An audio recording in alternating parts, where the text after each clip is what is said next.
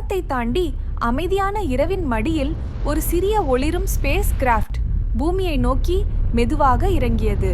அது அடர்ந்த காடுகளுக்குள் லேண்ட் ஆன போது வேற்று கிரகவாசியான சிறுவன் ஞானு இரவு முழுவதும் அந்த காட்டில் சுற்றி பூமியின் ஒலி, காற்று, மனம் அனைத்தையும் ஆச்சரியத்துடன் உணர்ந்தான்.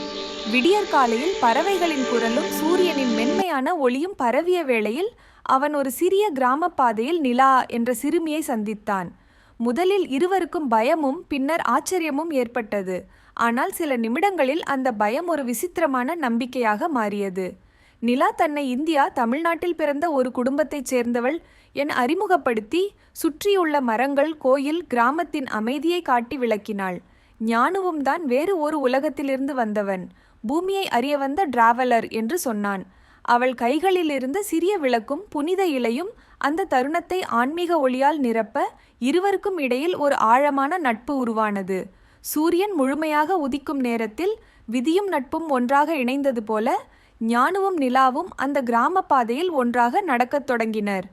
இதுவே அவர்களின் ஆன்மீக பயணத்தின் முதல் அத்தியாயம்.